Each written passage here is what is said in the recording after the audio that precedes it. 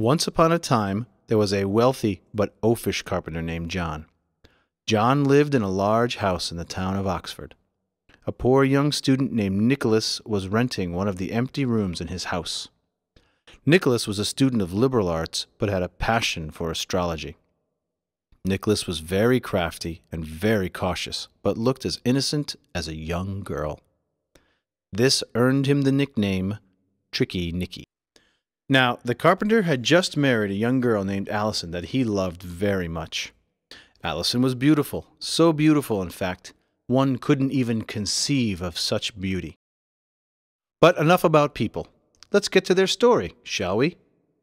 Well now, it just so happened that one day Nicholas was playing and teasing with Allison while the carpenter was away in the city on business. Nicholas took no time at all to try and woo Allison. If I can't have my way with you, my love, I'm gonna die. Make love to me right now, or by God, I will kill myself. Stop it! I wouldn't do anything with you. Nicholas begged her for forgiveness and calmed her with sweet words, but he never stopped hitting on her. And, in no time at all, she'd fallen for him. She swore she'd be with him as soon as she could.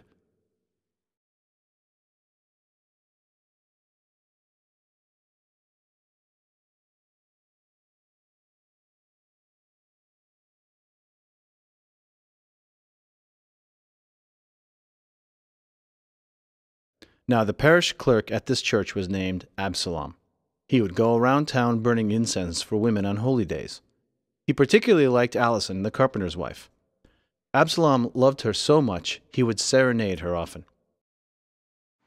Allison, Allison, I love you. Allison, Allison, I do. If you don't come out, say right, I'll die. What is that? Allison, do you hear that singing? Is that Absalom singing outside our house? Yes, God knows, John, I hear that.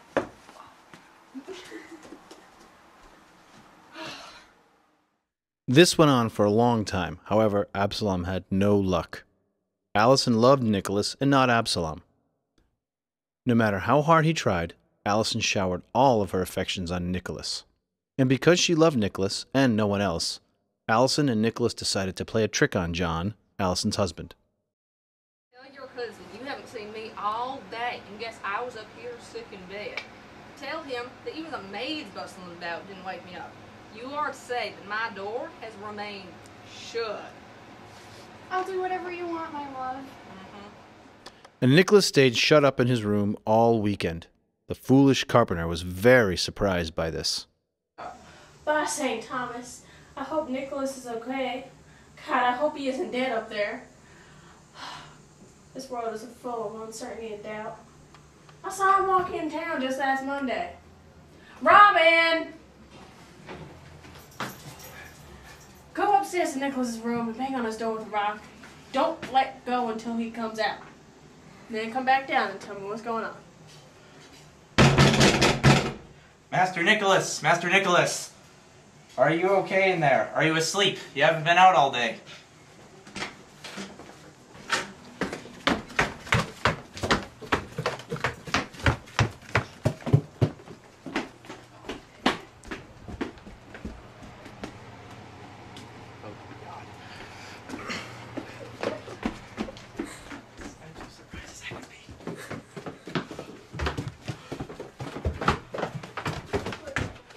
St. Friarside.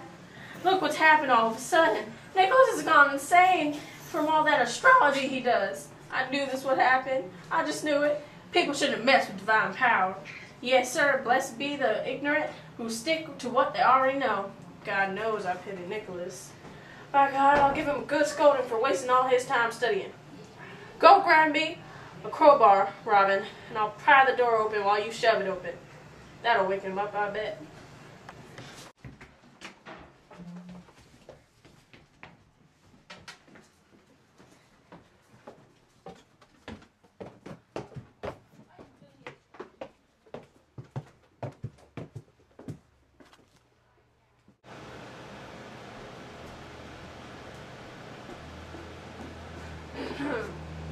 It's the end of the world! What blasphemy? Keep your mind on God, boy, as working men do. John, get me a drink. And I want to talk with you privately about something that concerns the two of us. No one else can know. All right. John, my host, friend, you have to promise not to tell another living soul what I am about to tell you. I'm no blabbermouth. I swear by Christ, I will not tell another soul, no matter what anybody says or does to me. I'm used to see. Now, John, I am not lying when I say that through the stars I have seen that there will be a torrential rainstorm Monday night. It's gonna be twice as bad as Noah's flood. Everyone on earth is gonna die. They're gonna drown. No, not my Allison. Heavens, Betsy. Is she gonna drown too? No, not my Allison. Is there anything that we can do? In fact, there is. Haven't you heard the story of Noah's flood? He survived because he was warned in advance. Now I'm warning you. Go buy 3 tubs that can float. Hang them from the rafters when no one can see them. Put an axe in them and some food. And so we can cut ourselves free. Oh, while we're in those tubs, we can't talk. It's how God wants it. Just keep to yourself. Oh no. Allison! Because he loved his wife, the carpenter went out and did what Nicholas told him. He sent his servant and maid to London so that he could hang the boats in secret. And finally, on Monday night, he blew out the candles, and they all climbed into their tubs and remained quiet for a long time. The carpenter was soon asleep, and Allison and Nicholas snuck into the carpenter's bedroom. Meanwhile, the parish clerk, Absalom, heard that the carpenter was out of town and went to make his move on Allison. Get away from the window, you jackfool. Oh no. Well, the day I ever fell in love with you. Since I have no chance with you, just give me a little kiss then, out of respect for me and for Jesus. You go away if I give you a kiss? Yes, of course, my darling. Get ready, I'm coming. Get a load of this.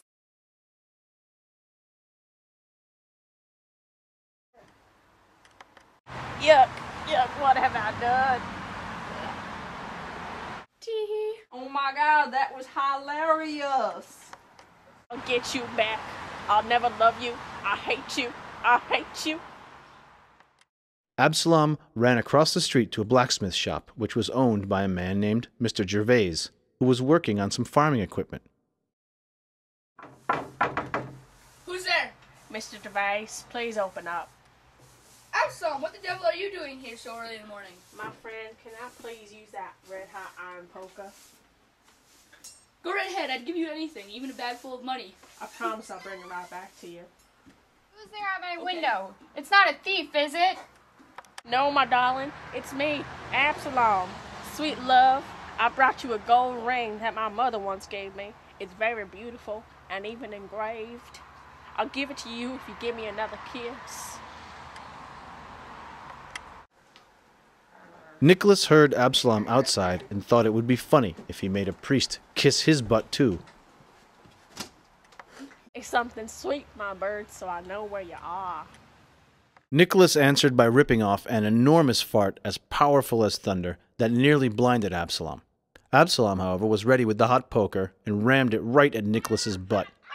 Nicholas screamed like a madman. His screams woke up the carpenter, who assumed that the flood must be near. He grabbed the axe and cut himself free. The tub crashed to the floor and knocked the carpenter out cold. Allison and Nicholas ran out of the house and into the street at the sound of the crash, which had awoken the whole town. When John came to, he explained to the town what had happened, but they didn't believe him. From then on, he was known throughout the town as the crazy carpenter, and no one ever took him seriously again. And that, my dear friends, is how the carpenter's wife got screwed, despite all the carpenter's watchfulness and paranoia, how Absalom kissed her nether eye, and how Nicholas got his butt burned.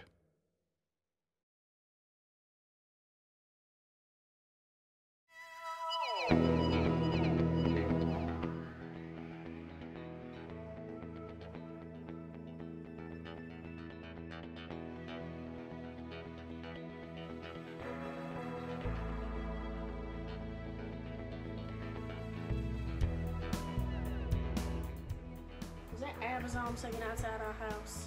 Yes, God knows, John. I hear the singing very well. I thought I almost watched everyone.